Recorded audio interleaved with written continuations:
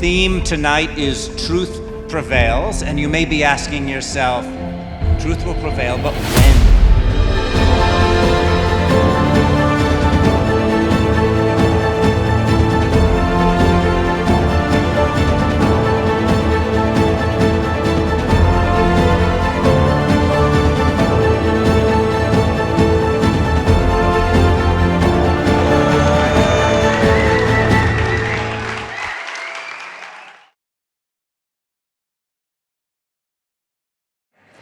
Welcome, everyone.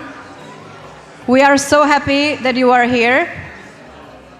I hope you found some old friends and maybe met some new ones at the cocktail party. Tonight is a night of celebration where you're happy, whether you're happy with the state of the world or dismayed. You know you are at home with the ideas and ideals of our namesake, Václav Havel, president of my homeland, the Czech Republic. Our theme tonight is Truth Prevails, and you may be asking yourself, truth will prevail, but when? How long do we have to wait? And so I would encourage everyone, when you ask that question, to think of Václav Havel, who spent 40 years working and waiting under a repressive, authoritarian regime, but who held out hope and who had patience. Now, I hope that we will not need to stay in the wilderness for 40 years, but we have no choice but to stay firm in our beliefs and defense of our values, and to do as Václav Havel did, which was to eventually bring his nation along with him back to a constitutional democracy and a market economy and freedom of expression. And that's really our mission. Yes, that deserves an applause. That's really our mission at the Václav Havel Center, to share the former president's message of hope, persistence, and resistance, to protect what matters, and you here and others from near and far make it possible because of your generous support. And I would actually like to say thank you so much to also BBLA for having us here, because this is our home in this building. And another very grateful thank you is to our sponsor, Park Lane International School.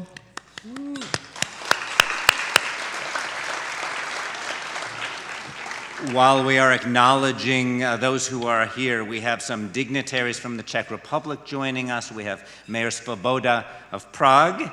We have Ambassador Stashek, who's the Czech ambassador to the United States. We're very pleased to have to be welcomed by the Consul General Smekal.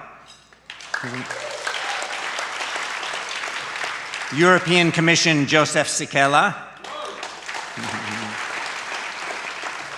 And then we have guests from the Václav Havel Library in Prague. Gabriel Eichler, not just represented, but a dear friend. He's the chair of the board, and we have David Dušek of the Board of Trustees from the Václav Havel Library as well. We have Michal Žantovský, who was the ambassador to the US and the UK, a friend of Havel of many years, and the author of the definitive biography of Havel. We also have a few US ambassadors here. In addition to the schleppy one on stage, I'm very pleased that we have our dear friend, the most recent ambassador. In fact, there is not one yet. The guy nominated has not yet been confirmed, so I'd say you're still the incumbent in my mind. Bijan Sabet is here. Many of you know him. John Shattuck, who was the ambassador sometime before I was. And I would be remiss if I didn't say a word about someone who is not here with us right now, and that is our dear, dear friend, Ambassador Bill Lures, who passed away this year. His wife, Wendy, is a member of our board and one of the founders of this organization. Bill Lures, Bill and Wendy were great forces for good in the Czech Republic. They were present at the creation, good friends of Havel, and they're really, when the times that we're pointing back to were at their peak, the fall of communism, and Bill will always be remembered. Wendy, we're so glad that you're still able to be here with us today. Finally, we also have someone who I consider to be a president, who in our view is the president of Belarus, the opposition leader. We'll call her President Tsikhanouskaya.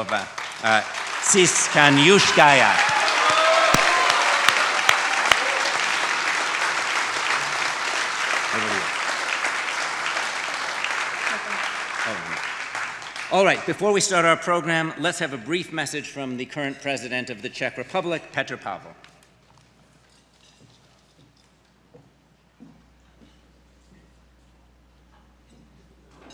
Good evening, ladies and gentlemen. Thank you for the opportunity to greet you from Prague Castle and to take part in this special event. Earlier this week, I visited once again the city of New York for UN General Assembly.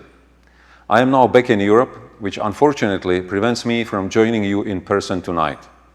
Let me thank the Václav Havel Center and the Bohemian Benevolent and Literary Association for organizing this gathering and for your tireless effort to honor the legacy of my predecessor Václav Havel, while also strengthening the Czech community in the United States. I am convinced that in today's divided world, it is essential for both sides of the Atlantic to continue deepening our partnerships. Václav Havel, in his essay The Power of the Powerless, and throughout his life, showed us that the belief in truth and love, overcoming lies and hatred, is not a cliché, but a lived reality. For him, these words were not abstract ideals, but a call for action. This is especially relevant today when we face a global battle of narratives, too often drifting into populism, propaganda, and disinformation. I therefore congratulate tonight's awardees for their courage in defending truth, freedom, and human rights. Thank you for your dedication. I wish you all a pleasant and inspiring evening.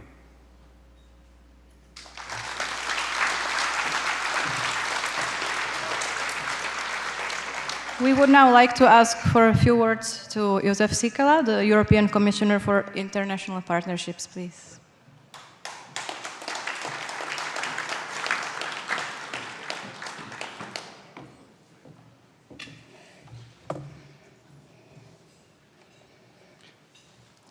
Ladies and gentlemen, thank you for the opportunity to share a few of my thoughts. And let me start with a quote. The communist type of totalitarianism system has left all the nations of the Soviet Union a legacy of countless death, an infinite spectrum of human suffering, profound economic decline, and above all, enormous human humiliation. These words were spoken by Václav Havel in February 1990 in his first major foreign speech as president of Free Czechoslovakia before the United States Congress. He was interrupted 17 times by standing ovations. I chose this passage because it carries a warning that may be more urgent now than any time since 1989. Evil comes from Kremlin, and we must do everything in our power to ensure it never returns to our country. However, we live in a time when Russian drones are killing in Ukraine and flying over Poland, when Russian fighter jets are violating Estonian aerospace, and when in Czech elections, politicians supporting Russian aggression can succeed. Meanwhile, these forces are promoted by pro-Russian disinformation, which floods over public space with lies and fabrications faster than traditional media can deliver facts. Russia's economy is built on the production of weapons, and the war criminal from Kremlin would not hesitate to use them against us, our allies, our families, or our children, like he used them against the children in Ukraine. We must never allow our country to even slightly open the door to this evil. This is what the so-called Kremlin horses in Czech politics are trying to achieve. twisting reality and lying that our EU membership harms us. But that is one of their many lies. EU membership guarantees our prosperity and freedom. Since joining the EU, we have received support exceeding 1 trillion Czech crowns. Without these funds, we could not have developed our infrastructure, modernized our schools, or equipped our hospitals. To reject Europe would mean denying not only the values Václav Havel and many others fought for, but also our own future and prosperity. I believe it is our duty to protect this freedom and stand against those who want to steal it from us. Because we must remember that from those who lie, rob, and kill, we might never get it back. Thank you for your attention.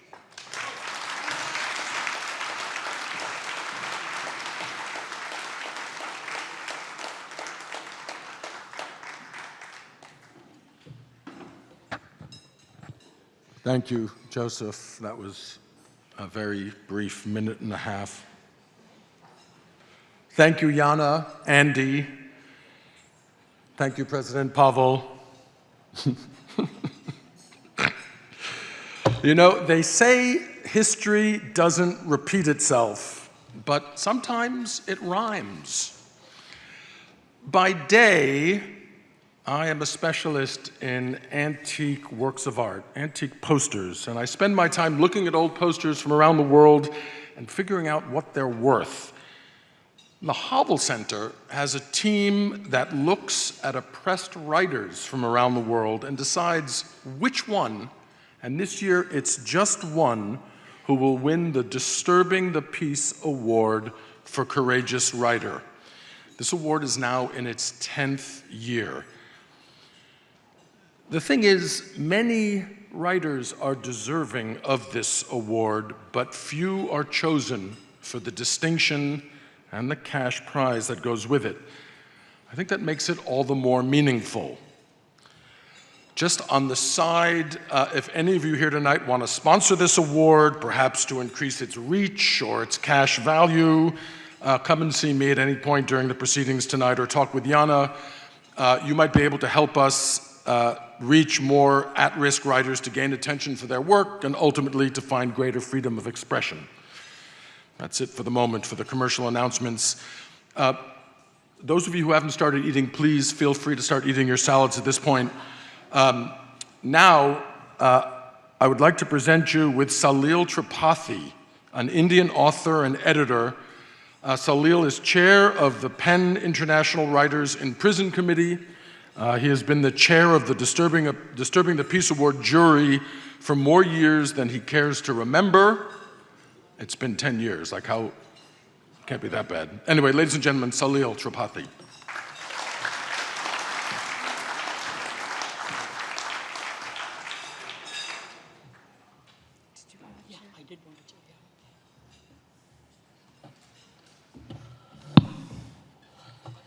Thank you. It's an honor to be speaking here to remember and commemorate not only Václav Havel, but Maksim Znak, about whom I'm going to speak shortly. You see an empty chair, and that's a PEN tradition. PEN International, where I'm on the board, we tend to have whenever a meeting starts, we have an empty chair to recognize the one who should be there, but cannot, and not out of choice. So this is for you, Maksim.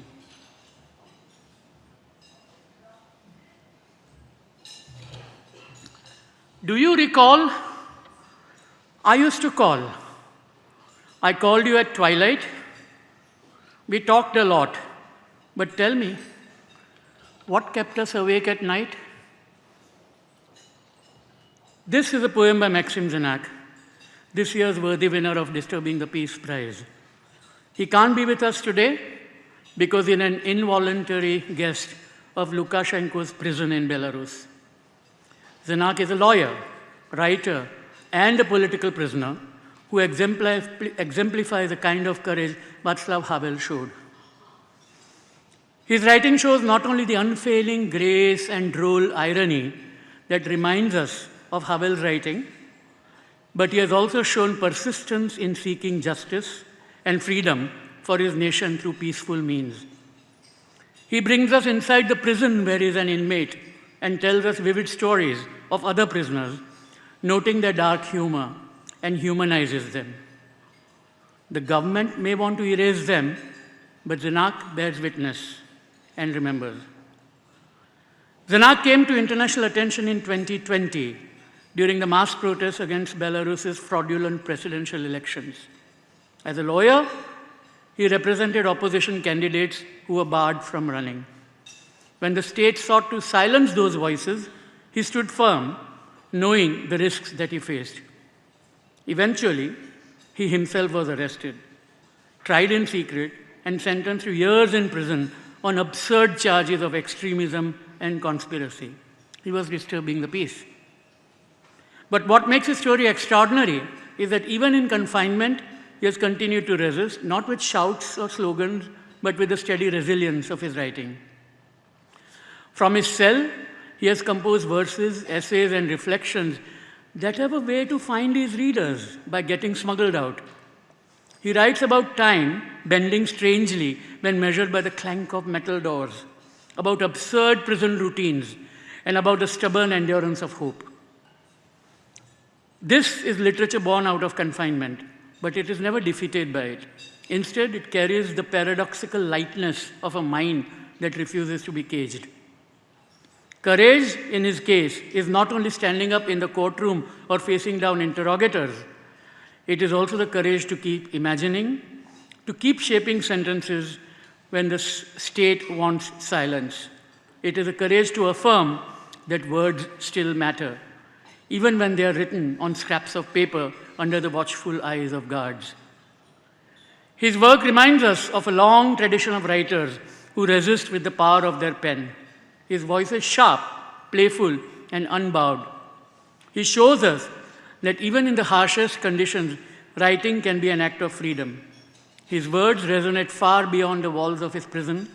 They remind us that literature is not a luxury, but a form of resistance, and that courage sometimes takes the shape of a poem. It is my very great pleasure. I'm not going to take off more clothes, don't worry,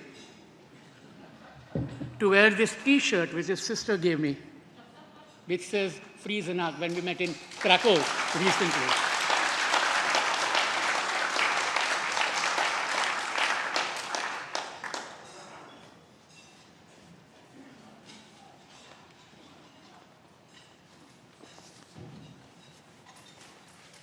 So, free Maksim Znak.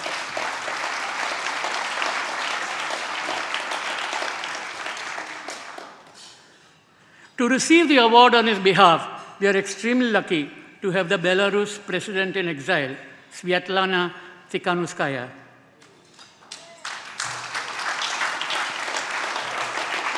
She entered politics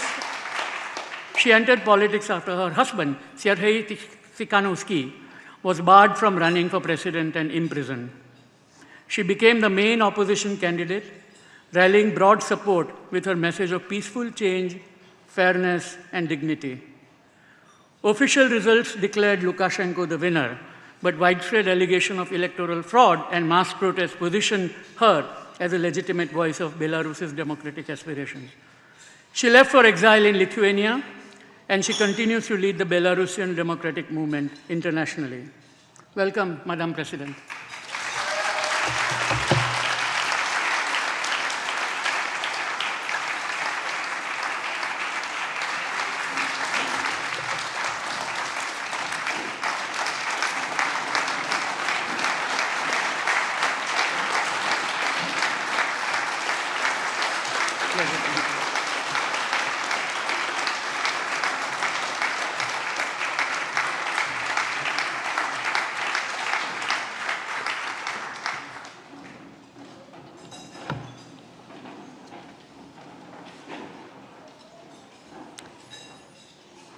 Ahoy, добрый день, добрый вечер, Your Excellency Ambassador Shapira, ladies and gentlemen. It's a true honor to accept this award on behalf of Maksim Znak, who became a true inspiration to all Belarusians and to many around the world.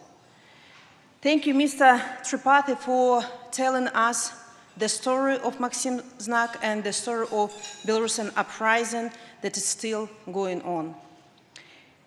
As you said, Maksim now is behind Lukashenko's Gulag, sentenced to 10 years for performing his professional duty as a lawyer. And in today's Belarus, defending justice is becoming a heavy crime. And his fate reminds us painfully of Václav Havel himself, who was jailed for daring to live in truth. Just like Havel, Maksim refuses to be silenced. He refused to bow his head and betray his conscience. Just like Havel, Maksim is a dreamer and optimist. Read his books or his poems. They are full of hope, humor, and love to people. Dictators hate freedom lovers because even in prison, they remain freer than their jailers. Their spirit, their dignity, their inner freedom cannot be broken. By honoring Maksim today, we honor every Belarusian who refuses to surrender, every writer, every lawyer, every journalist who chose truth over comfort. We honor all those who kept disturbing the false peace of tyranny. We honor people like Nobel laureate Ales Bialiatski, Havel's writing pal, who turns 63 today, his 5th birthday in prison. In his book, Maksim jokingly compares prison to a train, where nobody knows how long it will take to get to their station. So, dear friends, let's make sure that we stop this hellish train and free all its passengers. Maksim will certainly hear about this award, and I know that it will give him strength. It will tell him that his voice still echoes in New York and Prague, in Vilnius and Kiev, that he is not forgotten, that Belarusians are not forgotten. And I hope that one day Maksim, with his guitar, will join Joe and Baez to sing together, "We Shall Overcome."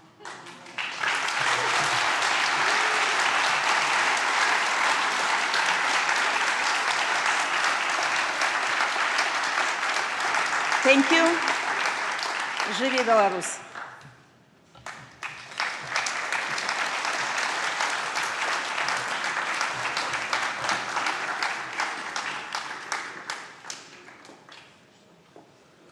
One of the Václav Havel Center's biggest programs is the Rehearsal for Truth International Theater Festival, curated by artistic director Edward Einhorn.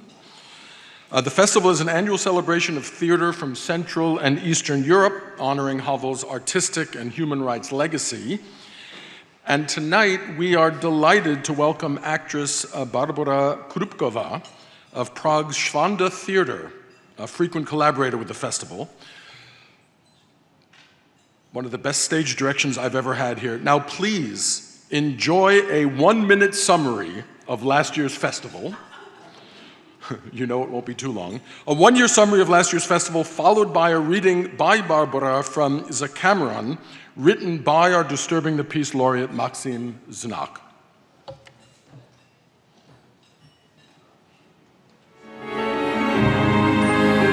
Náměstí rozpouští se opouštění. Vstávají páry z laviček.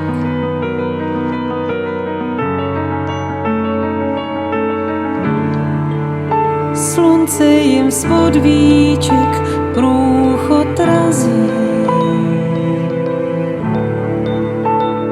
Průchod razí. větrných tem.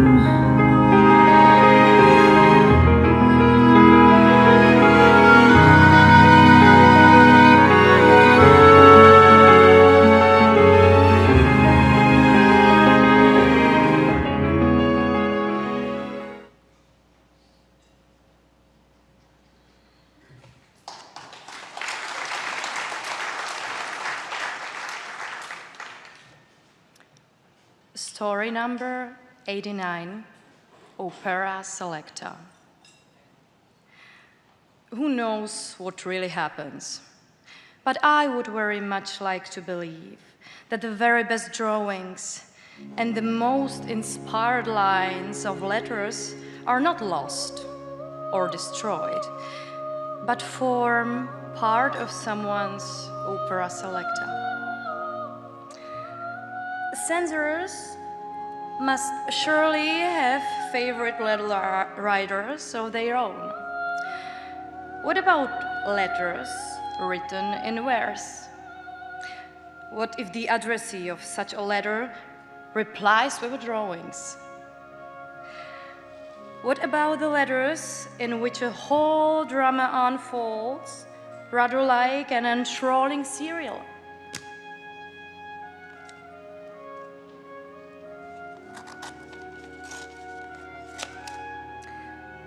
I would like to believe that the censor's work is not merely mechanical, that they, ardent book lovers all, eagerly await new letters from their favorite authors and reward them with a quick read-through. There are the book prizes: Nobel, Booker, Pulitzer, Gedroich. But surely there should be a prize for letters as well. If someone has tried hard and has actually written a letter, reread it, cross bits out, suffered creative anguish, torn it up and then rewritten it, surely the author's labor should not be allowed simply to disappear into the void. It may not be much, but it would be a slight consolation to believe that all the letters that never reached their destined goals were lost because of love. To believe that a censor whose life was possibly not as interesting as the lives of the letters imprisoned authors would gently remove the letters from their envelopes, straighten out the scars left by folds in the paper and place them in his special Censorian's album alongside other masterworks. Now, picture that album standing on the mantelpiece above a hearth, even if hearths were something that censor did not possess. Let your thoughts bestow hearts upon them. And now, in your mind's eye, you see firewood crackling in the hearth. Next to it, a leather-covered rocking chair draped with a tartan plaid sways gently to and fro, and by the right armrest is a large globe which opens to reveal a drinks bar. Now imagine, this is the magical place where all the lost letters, verses and stories will be read, smiled at, and sometimes even in a surfeit of emotion wept over a little.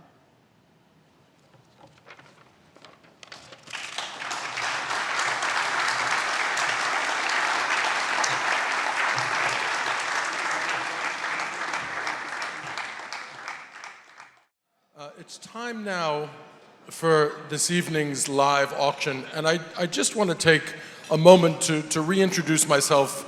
That was a very charming old slide of me many years ago.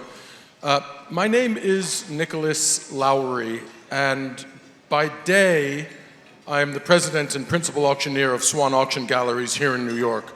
And I tell you that as a shameless plug for my business, but also to let you know that I have some facility with running an auction, and I am very well versed in the dark art of separating you from your money. Some of you might also recognize me from the PBS television series Antiques Roadshow, on which I've been an appraiser for almost 30 years now. But the real reason that I'm here this evening is because of my Czech heritage. My father was born in Prague in 1932, left with his family, luckily, before the Second World War. I was privileged enough to live in Prague right after the Velvet Revolution, between 1990 and 1994. So you combine my auction ability, my Czechiness, my funny suits, and my great mustache, my deep voice, and all of a sudden, the Václav Havel Foundation has a perfect auctioneer. So here I am, and that's why I'm here. Thank you. That's very kind. Before I begin, though, I do have a question for all of you. How many of you have been to a live auction before? 7 of you. Okay. That's fine. The way it's going to work tonight is exactly the way you've seen it on TV or in the movies, if you've happened to watch TV shows or movies about auctions. We've got a number of incredible items to offer you for sale on behalf of the Václav Havel Foundation. So not only is this your chance to support the incredible work that they do, the Disturbing the Peace Award and all the other work, but most importantly, as this is New York City during the United Nations Week, this will be your public opportunity to show your friends and table mates just how much richer and more generous you are than they are. Because when done properly, an auction should be a full contact sport. And what I mean by that is I want you to look around the room and I want you to see who is bidding, and I want you to size up their fiscal wealth, and then I want you to bid against them. It costs absolutely nothing for you to be an underbidder. Now, I mentioned my father. He was also an auctioneer. I learned from him. I'm actually a 3rd-generation auctioneer, and one of the cardinal rules that my father taught me is that nothing makes men and women happier than a gross, conspicuous display of their wealth. And on behalf of the Václav Havel Foundation, nothing would make us happier than for you to grossly and conspicuously display your wealth on their behalf. And in order to do so, we're going to begin tonight's auction with lot number 1. This is a taste of Bohemia. Do we have a slide? Yes, we do. A taste of Bohemia, a dinner downstairs at New York's preeminent Czech restaurant, the Bohemian Spirit. Take your palate on a trip to Václav Havel's homeland with a $250 gift certificate to Bohemian Spirit. Hearty goulash, roast duck, dumplings, pastries. I'm a vegan. And even though there's almost nothing there for me to eat, there is no happier place for me in New York because they pour the best glass of Pilsner Urquell. Bring a friend or two, conspire over dumplings, raise a glass to freedom, laughter, good company. The dining experience will bring a slice of Prague to New York with humor, culture, and delicious tradition. This is great. It's a $250 gift certificate that we are going to sell on behalf of the Václav Havel Foundation, and I would like to start the bidding here at $10,000. At $10,000 to start the bidding, who will bid $10,000? At $10,000. At $10,000. Anybody at $10,000? How about $100? $100 to start the bidding. $100 is bid, thank you, in back. $125, $150 is up front. At $150, $175, $200 now the lady up front. At $200, $300? $300 in back, that's the Bohemian Spirit. At $300, who'll bid $10,000 next? At $300, I'll take $350, any advance. $350 is up front. At $350. How about $400 next? At $350, is there any more? At $350, we are selling up front at $350. Yes? 400, thank you very much, 400. This is where it gets good. Now it's a competition. 450? 450 is bid. 450, sir. 450. Big shot. Hey. 450. 450, would you like 500? At $450, I can see how much you like Czech food. Your plate is empty. At $450, any advance, selling at $450. Sold. $450. Thank you very much indeed. Item number 2. This is great. This is, I'm a native New Yorker, born and raised on the island of Manhattan, and this really is a unique thing. Item number 2, shh. Let's get the slide there. There we go. A private glass blowing experience for 2 at Urban Glass. Discover the magic of glass in this unforgettable hands-on experience for 2 at Urban Glass, New York's premier nonprofit glass blowing studio in downtown Brooklyn. So I want to say that again because it sounds so good. New York's premier nonprofit glass blowing studio in downtown Brooklyn. Guided by a skilled teaching artist, you'll spend 3 exhilarating hours in the hot shop learning the basics of gathering, blowing glass, and shaping molten glass at 2100 degrees Fahrenheit. Each of you will create and take home your own unique piece, whether a vibrant flower, a solid paperweight, a delicate floating bowl. It's a one-of-a-kind experience, combines artistry, craftsmanship, adventure, and the chance to explore an ancient medium in a fresh, modern setting. 3 hours for 2 in a glass-blowing studio in Brooklyn. $250 to start the bidding here. At $250, thank you, $250 is bid. At $250, how about 300 next? Is that 500 or 300? 300, 300, 350, 350. We have 350, ma'am, would you bid 400? $400 now, 400 is bid, how about 450? At 450, thank you, sir, 450, ma'am, how about 500? At $450. At $450, $500 is bid. At $500. At $500, would you like 550? Thank you, 550. Ma'am, would you bid 600? At $600, a new bidder. Oh no, it's you're back again, sorry. Same old guy, more money, 600. $600 is bid, would you like 650? 650. Up front on my left at 650, sir, not yours in the middle at 650. Would you bid 7 now? At 650. Any advance, we are selling at 650. 700, sorry, they were first, 700. Bid 750, that's how it works. At $700. At 700, would you like it for 750 next? 750, thank you, 750.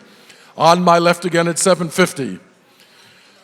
The one thing that I know about glass blowing, the one thing, Katja, and I've learned this, bid is $750. I'm just going to parenthetically say, when you are glass blowing, the number 1 rule, blow, don't suck. Just saying.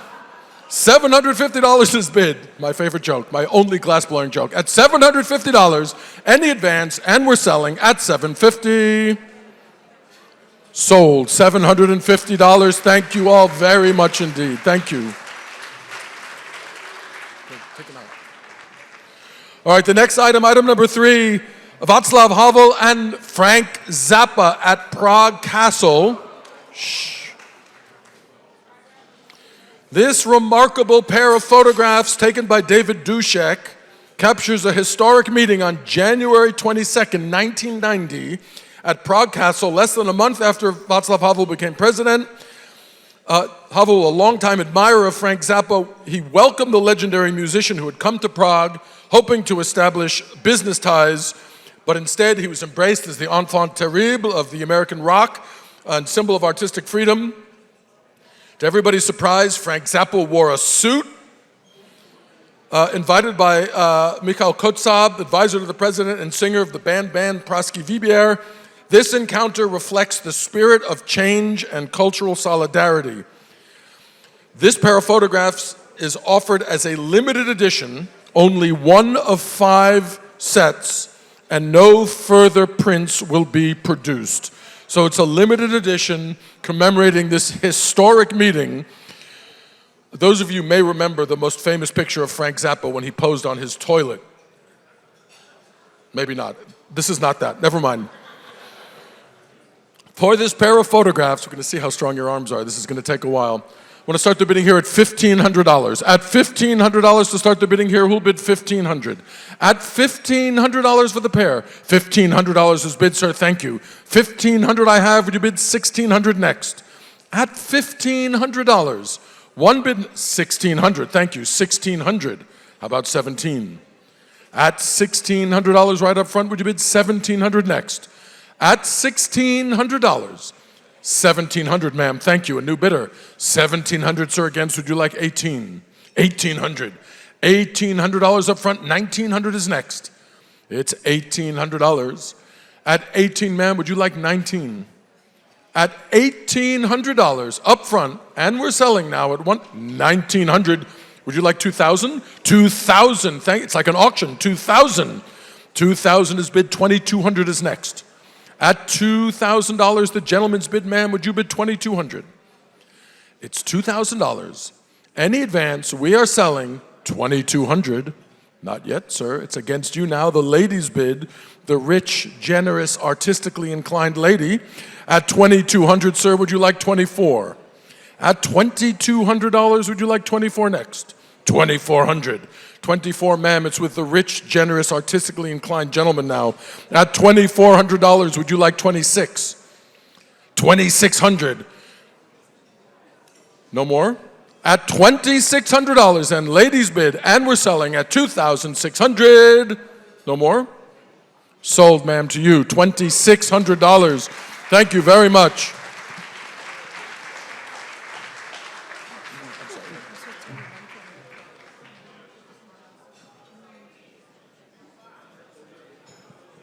All right. Item number 4. Shh. What better way to celebrate the dissident work of Václav Havel than by taking a trip to Paris? 4 nights in Le Marais with an exclusive Van Gogh tour.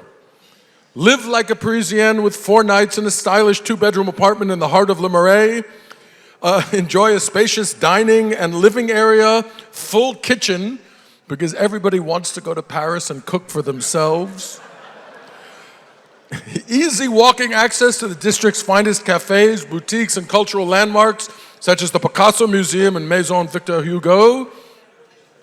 Your stay includes an exclusive guided tour by Bill Shipsey. Is Bill here? Where's Bill? Hey, Bill. Welcome. An exclusive guided tour by Bill Shipsey to Auvers-sur-Oise, where Van Gogh spent his final days, including a visit to the inn where he died. Now it's an amusement park. And the cemetery where he and his brother are buried, sometime between March and November. 4 nights in Le Marais, an exclusive Van Gogh tour, Eden Kitchen in Paris.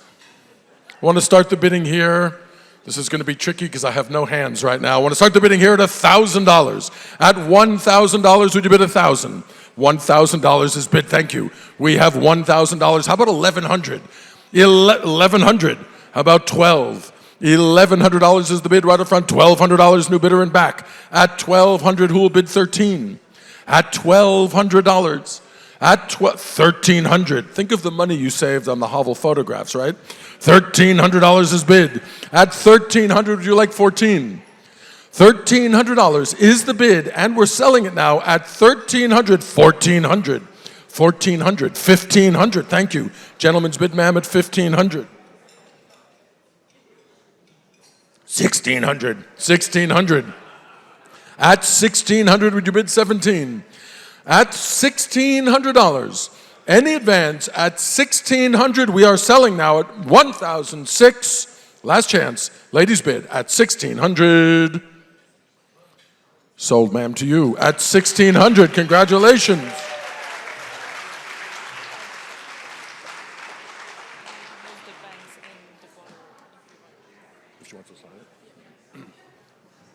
All right.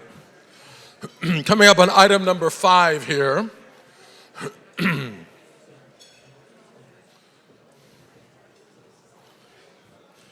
This is fantastic.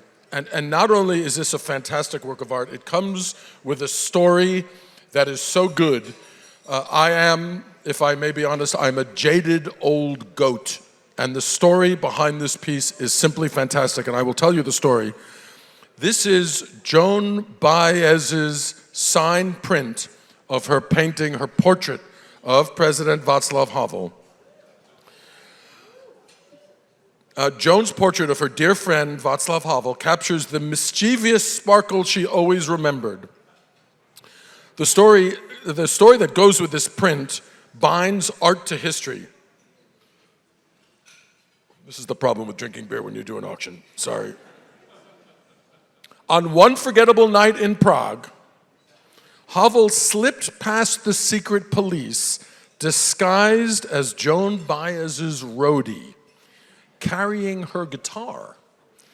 Mid-concert, she introduced him to a packed theater. The crowd erupted, the TV broadcast was cut, and Baez Jones sang "Swing Low" without the microphone.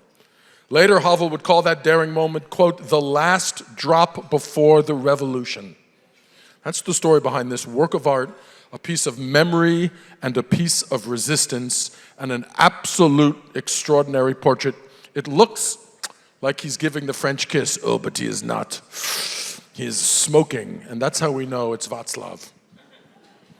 I want to start the bidding on this sign print of Joan Baez's painting of President Havel at $1,000. At $1,000 to start the bidding. Thank you. 1,000 is bid. 1,100, 1,200 we have. 1,300 now. At 1,300, 1,400, 1,500, 1,600 is bid. 1,700 now. 18. You're still in? 1,800. One day you'll win. 1,800. 1,800 I have at $1,900. $2,000 now. At $2,000 would you bid 2,200? 2,200. 2,002. How about 2,004? At 2004, thank you, 2,600.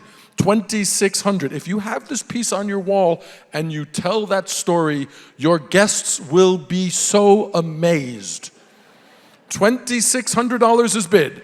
At 26, would you like 2,800? Thank you. 3,000 I have. $3,000, would you bid 3,200? At $3,000 the bid, would you like 3,200 next? Any advance now at 3,200, 3,200, 3,400, 3,400, 3,600, 3,006, $3,800. That's exactly right. Big swinging ambassadorship, right back and forth. $3,800. At 3,800, 4,000. 4,000. 4,000 is bid. Would you like 4,200? At 4,200. 4,200. 4,400. Somebody wants to play in the big boy pool. A future ambassador to Czechoslovakia, Joseph Balaz. 4,400 is bid. At 44, would you like 46 next? At 4,600, ma'am, a new bidder. 4,600. 4,600. Gentlemen, the ladies bid against all of you, not to make this a sex thing. 4,800. 4,800, ma'am, would you like 5,000? Yes, you would. 5,000. Next is 5,500. I got it. I got it. Miss Lures, I got it. And this is extraordinary. This just in. $5,000 is bid with the added promise from Joan Baez herself and her spokesperson. The winning bidder, Joan, will inscribe this piece to you personally in addition to her signature. So $5,000 is bid. 5,500, a new bidder and back. Thank you. 5,500. That was the inscription. 55, would you bid 6,000? 6,000, okay. 6,000 is bid, would you bid 6,500? Okay. At $6,000 up front, would you bid 6,500? 6,500. At this point, it's a matter of pride. 6,500 is bid. Would you bid 7,000 next? At 6,500. I've been trying to get him to bid all night. He keeps stopping. 6,500. $6,500. Would you like $7,000 next? Any advance at 6,500. No more? I don't know what you're waiting for, but I will find you. I know where you're sitting. At $6,500, and gentlemen, are we all done? Selling in back at... You shouted out like you were bidding. No, you were just excited. Sold, ma'am, to you at $6,500. Thank you very much.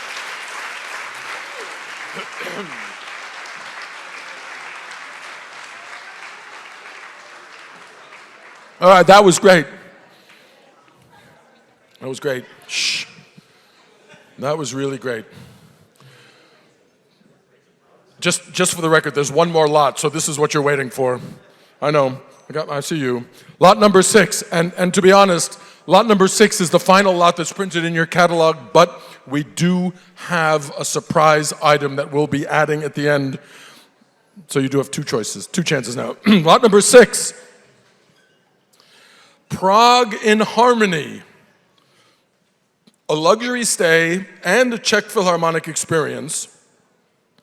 Indulge in an unforgettable Prague escape with a stay in a luxurious 2-bedroom, 2-bathroom Art Nouveau style apartment featuring elevator access, a queen bedroom, a second room with a queen and twin bed, a full kitchen and a spacious dining area.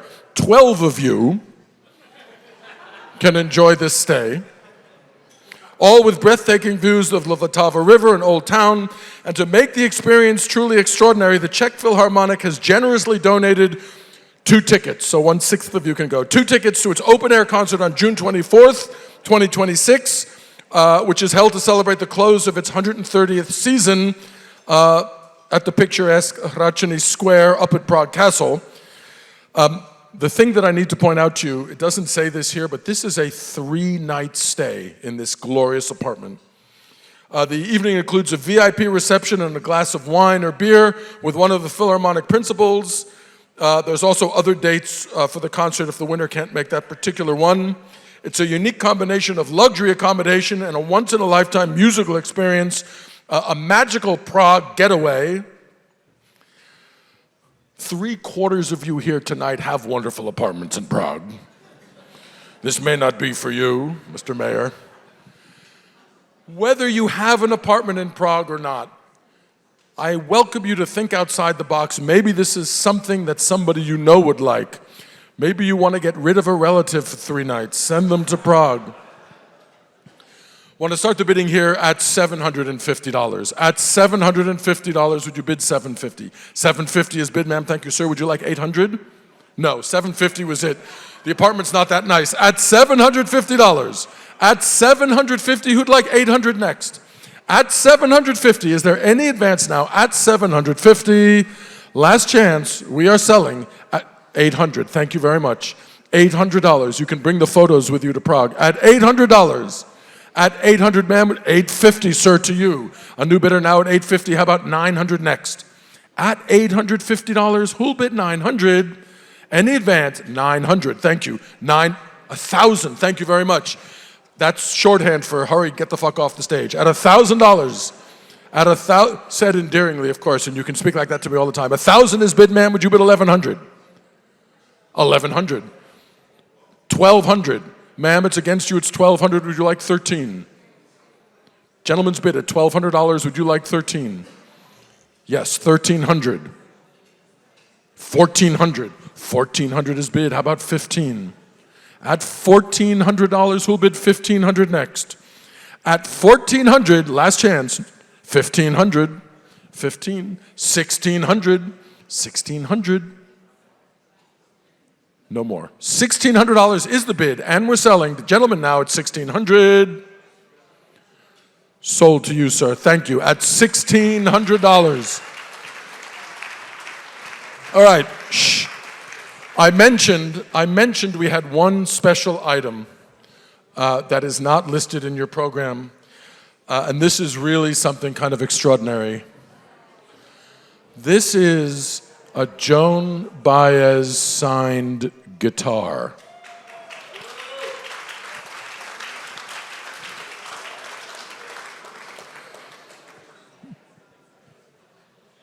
I'm just saying, if you have the picture already, to sit under the picture and playing Joan Baez guitar would be something so extraordinary.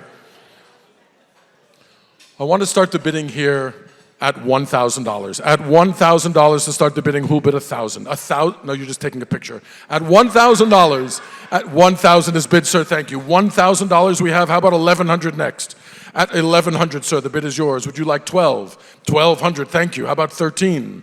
1,300, 1,400, 1,500, 1,600, 1,700, 1,800. At $1,800, would you like 19? At $1,800. At I can't play guitar, clearly. At $1,800, is there any advance now? 1,900. All right.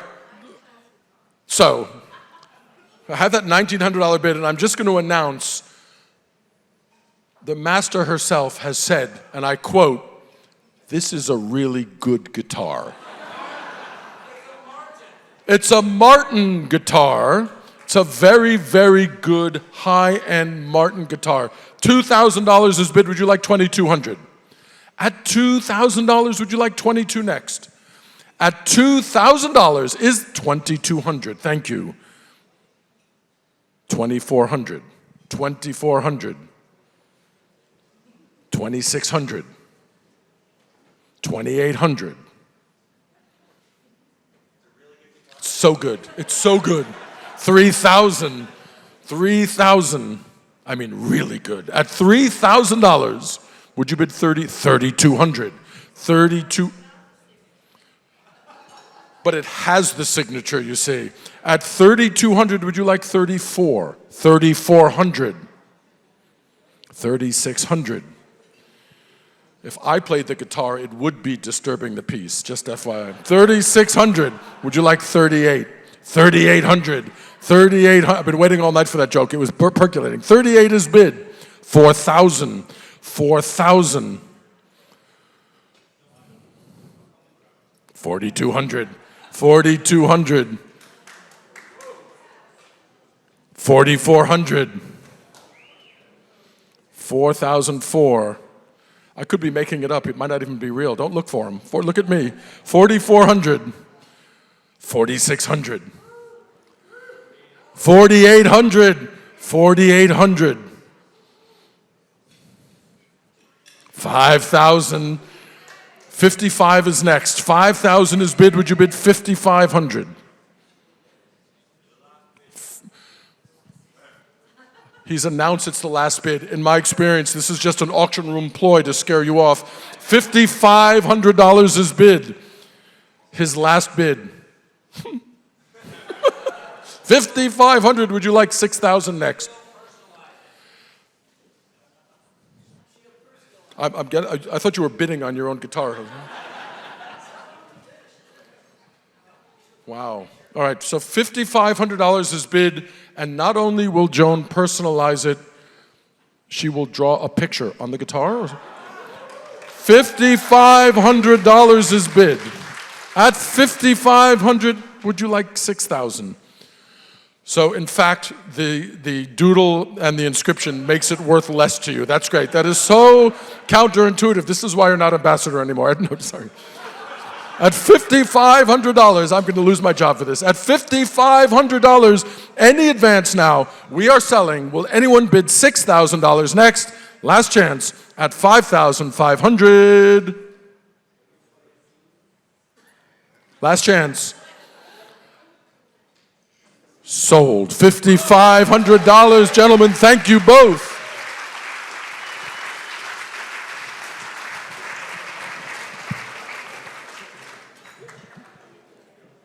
All right, that's it for the auction. You guys were great. That was a lot of fun. Thank you very much.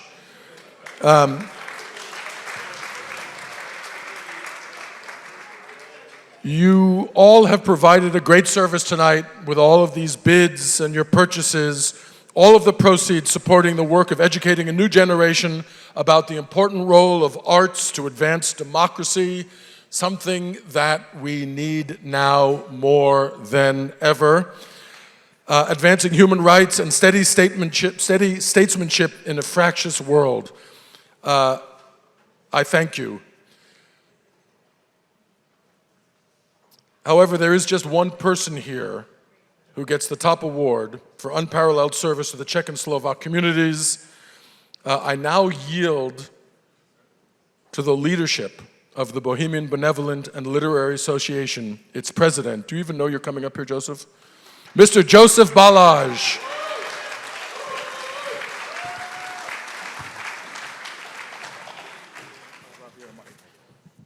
Thank you, Nicholas.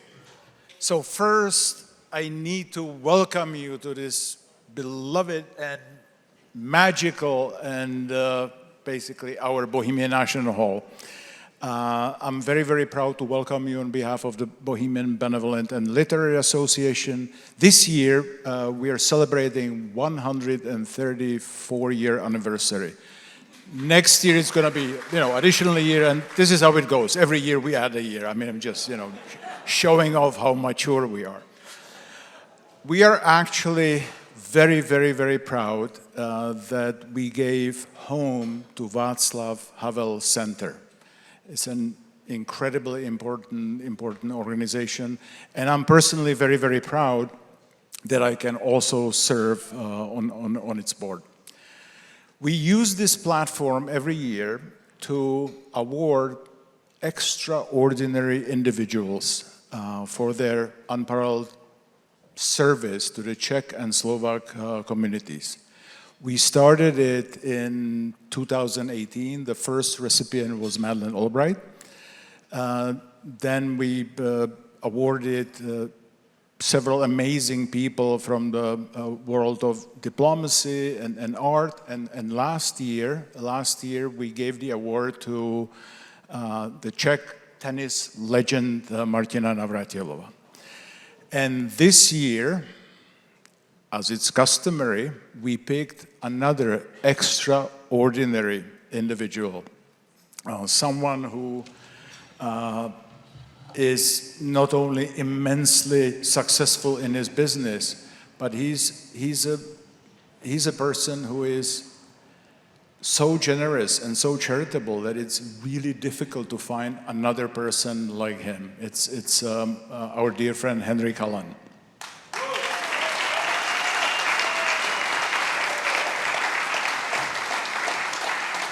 Now, the strength is in the numbers. So I brought my colleague from BBLA, the vice president of BBLA, also the leader of the Dvořák American Heritage Association, Dr. Susan Lucak, to give you a little introduction of Henry. Good evening, everyone. In previous years, the Unparalleled Service Award had been presented mostly to individuals who were of Czech origin. So there had been an omission, and so no Slovak-born recipient had been recognized in the past. This evening, we are proud to honor Henry Kallan, a Slovak-born hotelier whose remarkable life embodies the very spirit of this award: determination, excellence, and generosity. Henry was born in a village along the border of Slovakia and Hungary. In 1968, when Czechoslovakia was invaded by the Warsaw Pact countries, led by the Soviet Union, Henry, at the age of 21, made a courageous decision to leave his homeland and emigrate to the United States. His story is a story of from rags to riches, characterized by hard work, determination, and resilience. When Henry arrived to New York City, he spoke no English. He began with his first job as a busboy at the Gotham Hotel, now the Peninsula Hotel, with a pay of $1.56 an hour. He immersed himself in every aspect of hotel management, engineering, food, beverage, financials, marketing. Through hard work and persistence, he rose to become the general manager of the Gotham Hotel at the age of 28. So he came at 21, at the age of 28, he became the general manager. But Henry's vision did not stop there. By the age of 40, he was ready to take a risk acquiring and renovating a hotel of his own. From that bold step grew an extraordinary achievement, a collection of 7 top-ranking boutique hotels known as the Library Collection, with locations in New York City, Toronto, Prague, and Budapest. These hotels are celebrated worldwide for their tasteful luxury, unique experience, exceptional hospitality, and unparalleled service. With all his success, Henry never forgotten where he came from. He has remained deeply connected with the Slovak and Czech communities, giving generously to support them and to strengthen them. On behalf of the trustees of the Bohemian Benevolent and Literary Association, Joseph and I are deeply honored to present the Unparalleled Service Unparalleled Service Award to Henry Kallan. Congratulations. Henry, can I ask you to come here?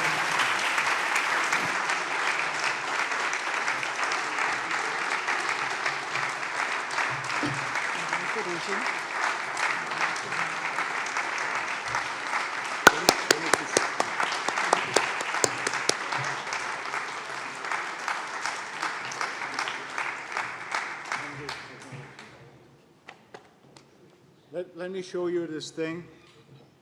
It's very heavy.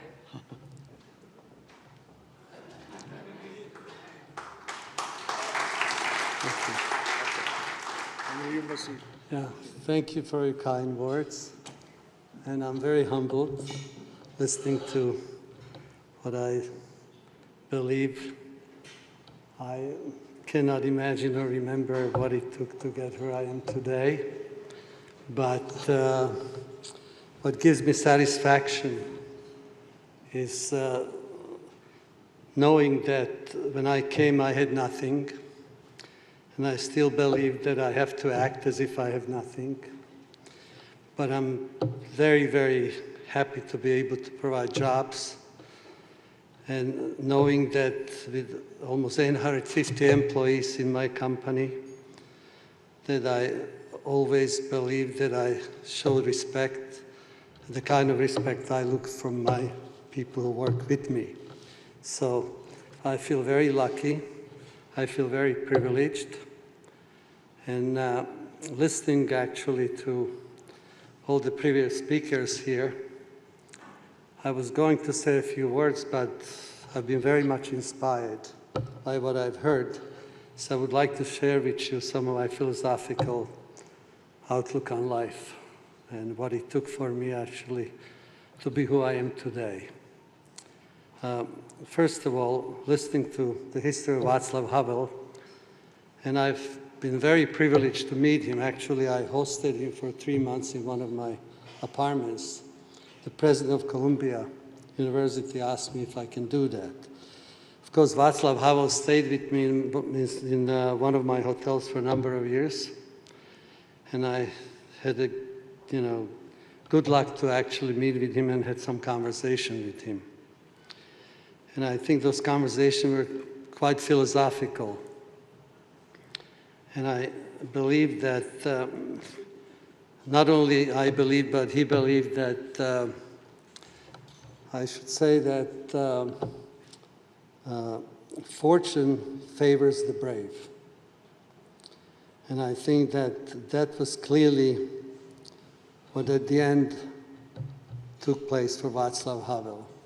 And my only hope is that that will be the destiny of Maksim Znak, and all of us who we believe in justice, truth, and democracy. And as much as we're living in tough times today, all of us who share at least the history of Eastern Europe, I think, we have to work very hard and not allow anyone to make sure that the history doesn't repeat itself. So I feel again very lucky and very privileged. And on that note, I believe that we are all dreamers in life. And as a young boy, I was about 15 years old. I was able, through my school vacations, work in hotels as a bellman or whatever it took just to get a job. And at that time, at that age, I realized that as I was trying to be helpful to the hotel guests, it made me feel very good that I was able to be helpful without any expectations in return. And with that feeling, when I emigrated, I came to this country, and I realized that this is something I should pursue, the hotel business. And I also realized that life really consists of love, luck, and fear. Those are the emotions which we all experience through life. And I think luck is very important. And I was very lucky to actually be able to emigrate and live the American dream. And I must say I was extremely lucky that I was able to do it in good health, so far anyway. So, but again, I think that the luck in life is critical. But I always think of Václav Havel. I had a lot of philosophical conversations with him at one point. And I think that he had the love for the country, he had the love for his people, but more than anything also, he had equally the love for life. And I think you have to be a dreamer, you have to love life, and you have to love yourself to be able to sort of be helpful to others. So I can only simply emphasize that besides love, there's always fear, which is a very strong emotion. But to my conclusion of this little speech, I would like to make sure that we all remember that don't ever allow fear to prevent you from pursuing your dream. So, very critical. That's what makes the world interesting, and that's what we need to aim for, not to allow fear to keep us away from pursuing our dream. Thank you, everyone.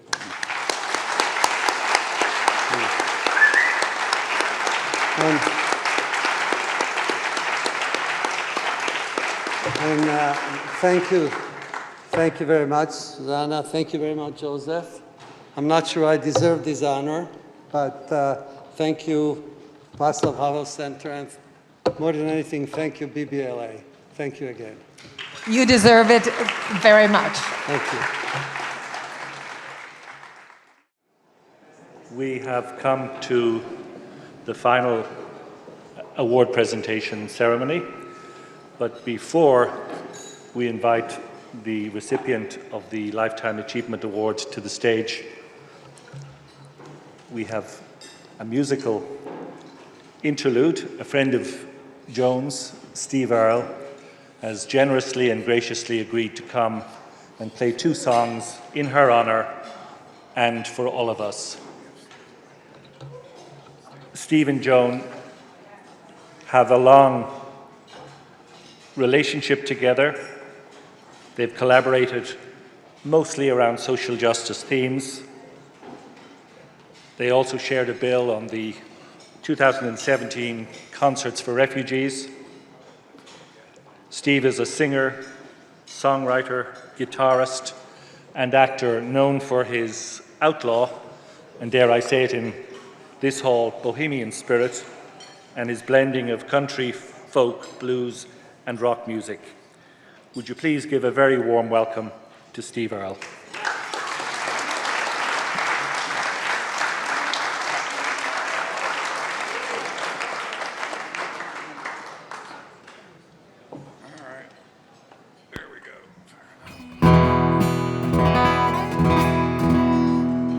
Woody Guthrie wrote these words, and the melody has sort of evolved over the years.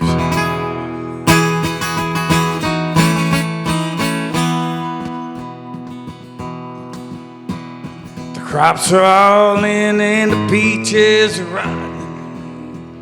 The orange is all fighting their creosote dums. They're flying back to the Mexican border. Take all the money and wait back again. Goodbye to Juan, farewell Rosalita. Adios, mi amigos, Jesus y Maria. You won't have a name when you ride the big airplane. All they'll call you will be deportee.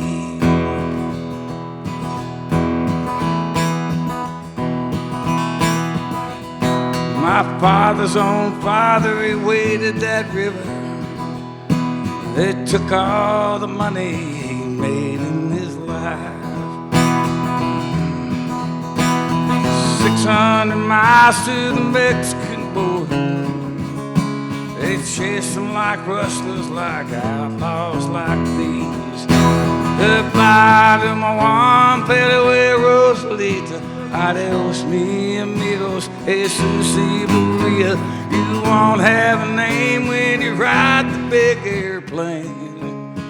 All they call you be deportee.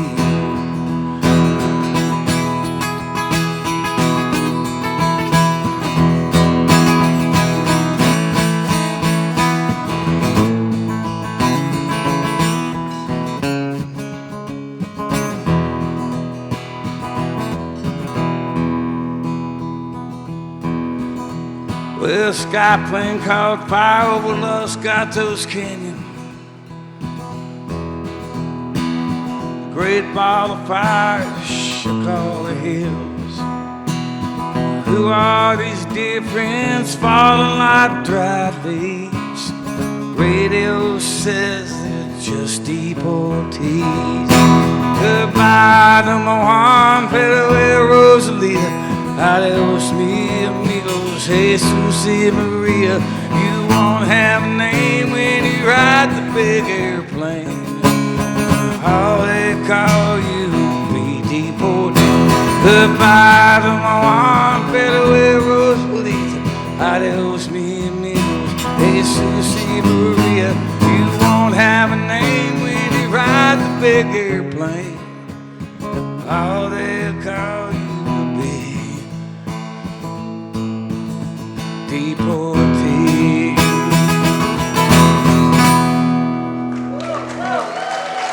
Thanks. So, I've had the honor of knowing John Baez for a while, and it's really, been lucky that once I started doing this and getting somewhere with it, I got to meet most of my heroes, and so far only 2 were assholes, which I think is pretty good. And Joan started singing my songs at one point. My sister, I think, had a little bit to do it. She was out on the road with Joan. And by the way, Stacy's out playing again, and so she was on the road with this summer. But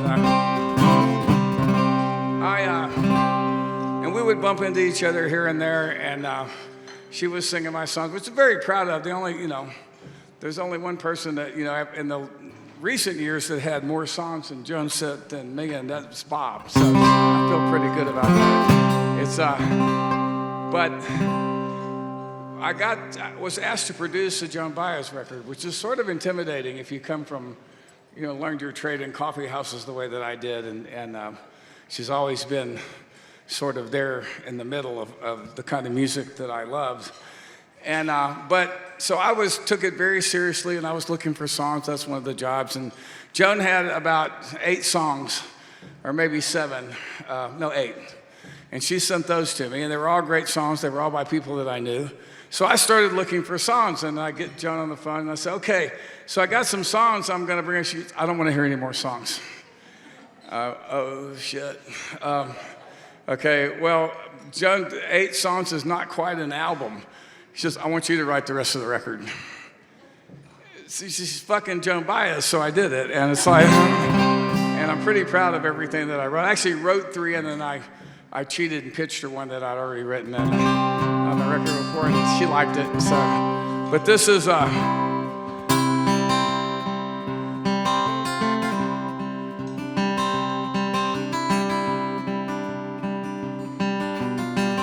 I warned her that when she went around singing this song, she opened shows with it for quite a few years, that people were going to think she was in a 12-step program, because that kind of speak that's my fault. I did write it.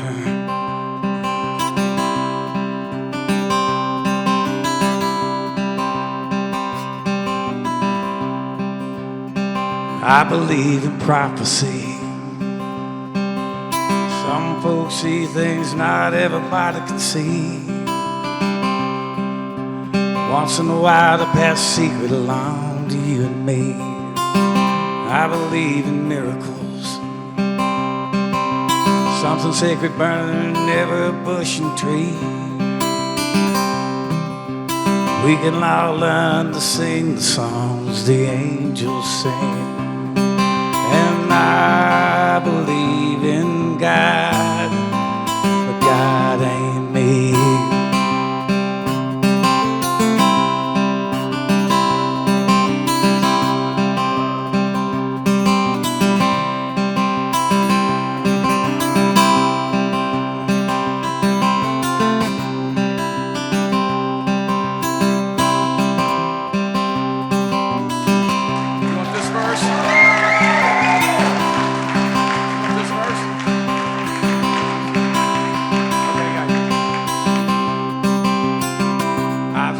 Around the world, stood on mighty mountains and gazed across the wilderness.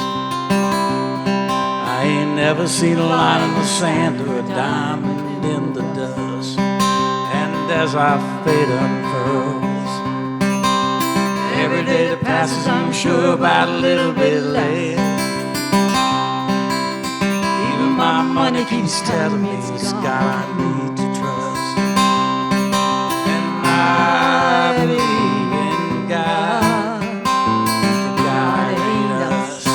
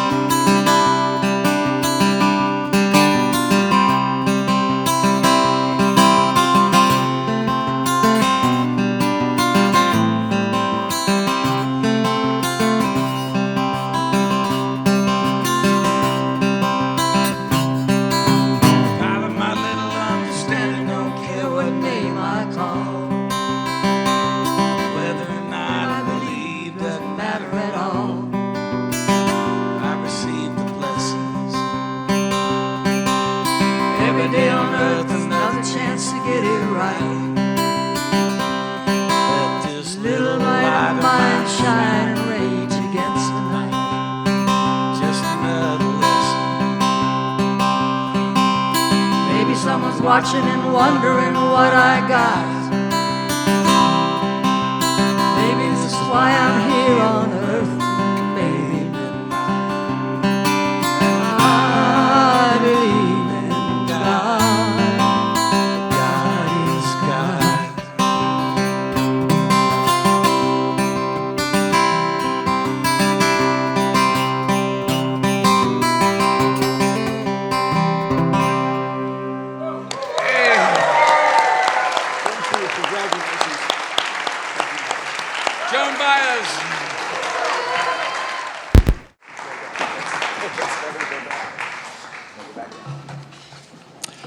Well, that's put paid to the speech I wanted to give for Joan Baez. And I think because we've run over this evening and having tried to judge the sense of the room, I think what everyone wants really is to hear Joan Baez speak. It is a huge honor to the Václav Havel Center that she agreed to accept our Lifetime Achievement Award. I've known Joan for 48 years, since we stood outside San Quentin prison in California protesting against the death penalty. I also had the honor of being involved in presenting the Ambassador of Conscience Award to her 10 years ago in Berlin, an award that was initially created for Václav Havel, who was the first recipient in 2003. But at that event 10 years ago in Berlin, Patti Smith stood where I am standing now, so I'm a very poor substitute for Patti Smith. But on that night, she had us all almost in tears because she said and spoke movingly of Joan. She said, the 16th century had Joan of Arc, and we have Joan Baez.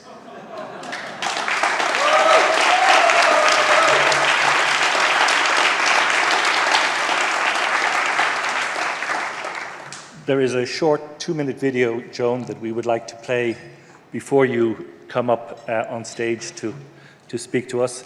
It's a video from a film that was made by Peter Jancerek. It's called Havel Speaking, Can You Hear Me? And it shows footage of you with Václav Havel in 1989 in Bratislava, and again on the 20th anniversary of the Velvet Revolution. So in a few minutes we will be playing, or in a minute or so we will be playing a short clip from that film. But I would also like those of you who have not seen the recent documentary film about Joan, and I'm not talking about the one with more about Bob Dylan than Joan, but this is a film called I Am a Noise, and we have the producers and directors and the executive producer here who are friends of Joan, and I would like just to give a shout out to Karen O'Connor, Miri Navasky, and executive producer Greg Saris for producing an extraordinary film.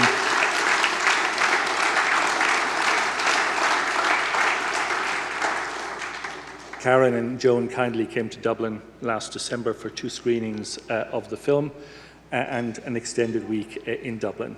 So if you would mind dimming the lights now, and we will show this 2-minute video from Havel speaking. Hello. Somebody from production said, and so Havel will carry a guitar. It must be some joke or something. I said, yes, it's our joke. Dámy a pánové, jsme rádi, že mezi nás dnes přišel muž, který slovu v této krajině vrátil znovu obsah. A nejenom za to jsme mu vděční. Dámy a pánové, pan prezident Václav Havel.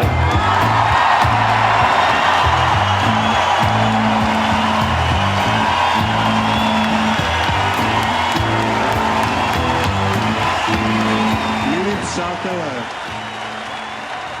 kytara v mé ruce, nebojte se, neznamená, že se chystám hrát.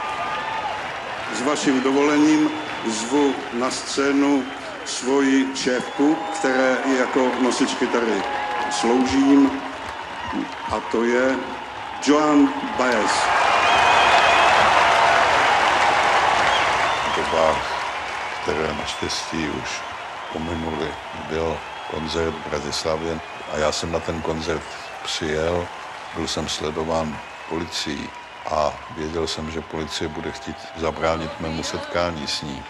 Z hotelu se mi doprovázelo, ona byla do mě zavěšená a těm estebákům bylo blbé, nebo se obávali, že by mělo publicitu, o kterou nestáli, kdyby mě sebrali s Joan Baezovou v situaci, kdy nesu kytaru, že ta role nosiče nástrojů pomohla k tomu, že jsem na tom koncertu byl, ona mě tam veřejně pozdravila. Chcela by som venovať túto pieseň charte 77.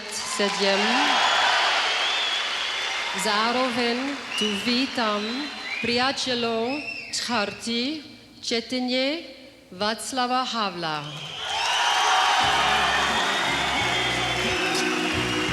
Jedno budem dál, jedno budem dál, jedno budem dál, jedno budem dál, já vím.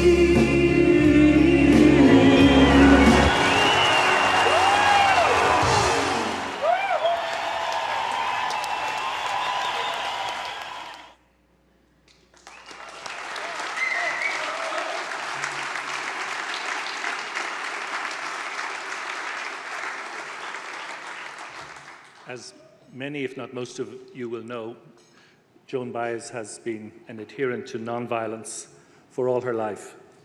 And she and Václav Havel were greatly influenced and inspired by Gandhi.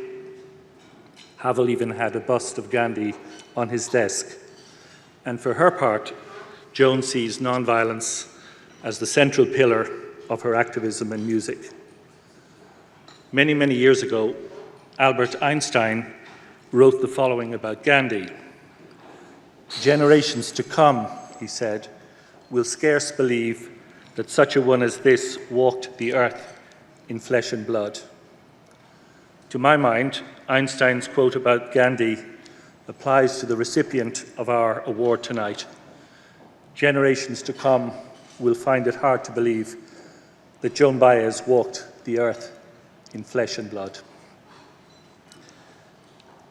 At another Ambassador of Conscience award ceremony, Joan spoke, and I'm hoping that tonight when she comes, she will talk somewhat about her experience with Václav Havel and that time in Bratislava. Joan, you have done the Václav Havel Center and your late friend Václav Havel an enormous honor by agreeing to accept our Lifetime Achievement Award. I could not be prouder or happier than to ask you all to be upstanding and to welcome the one and only Joan Baez to the stage to receive our Lifetime Achievement Award from our chair, Andy Shapiro.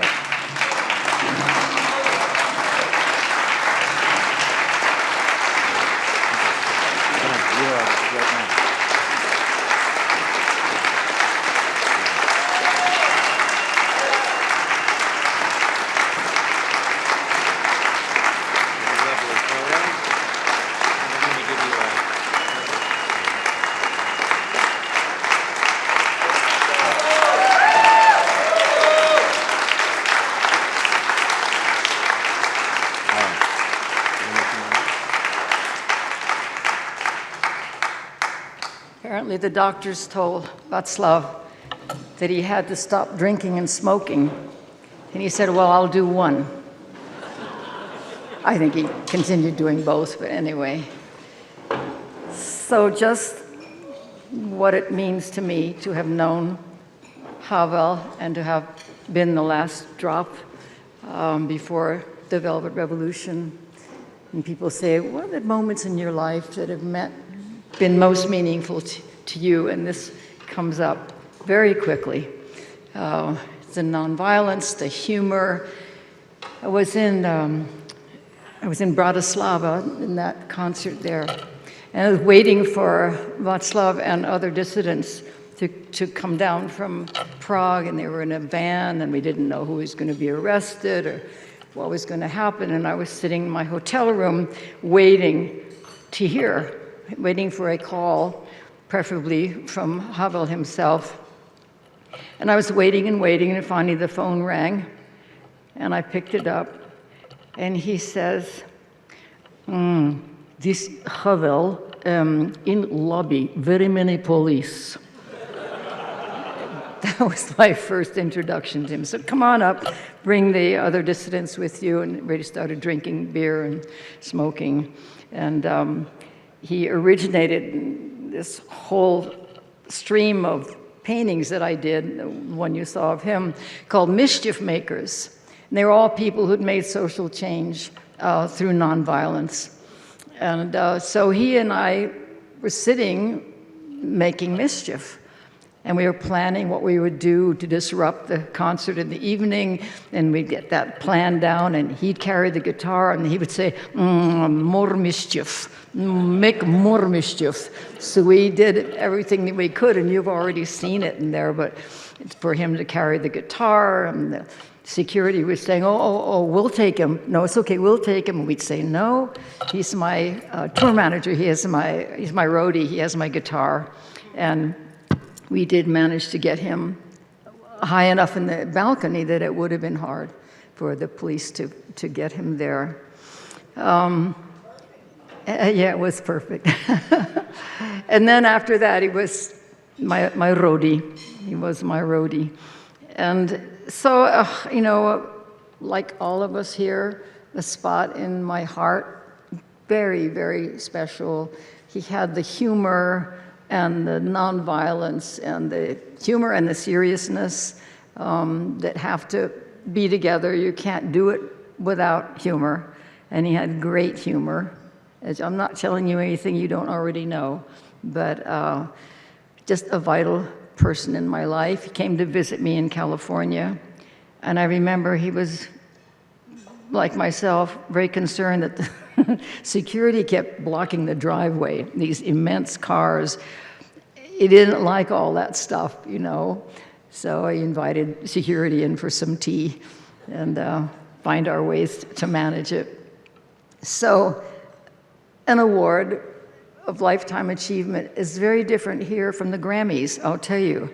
That meant nothing to me, really. In fact, it's an insult. Somebody said, what's the best thing about the Lifetime Achievement Awards and the Grammy? And I said, the best thing is you're still alive to get it. That's it. But this means everything to me.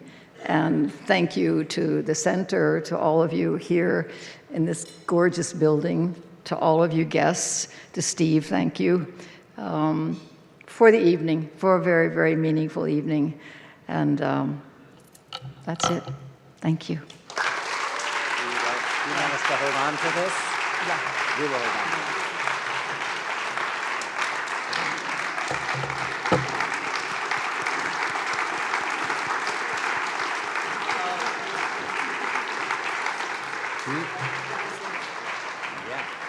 Ain't gonna let nobody turn me around, turn me around, turn me around. Ain't gonna let nobody turn me around.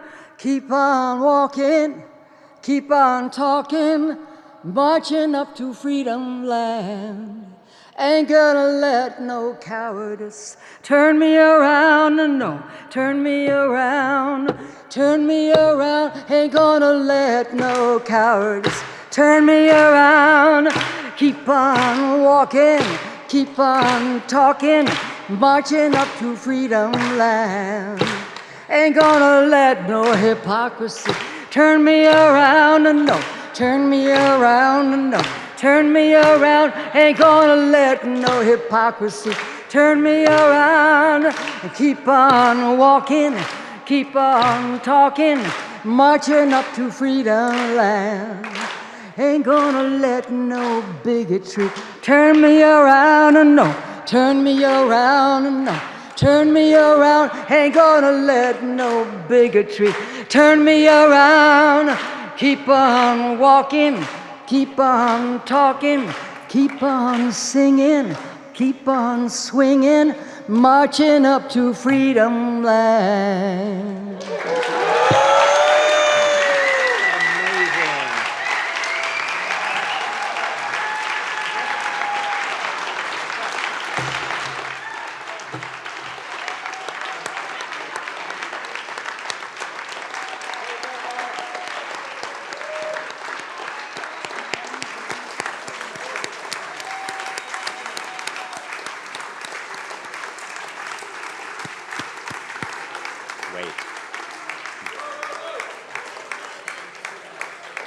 Martin Palos, don't leave.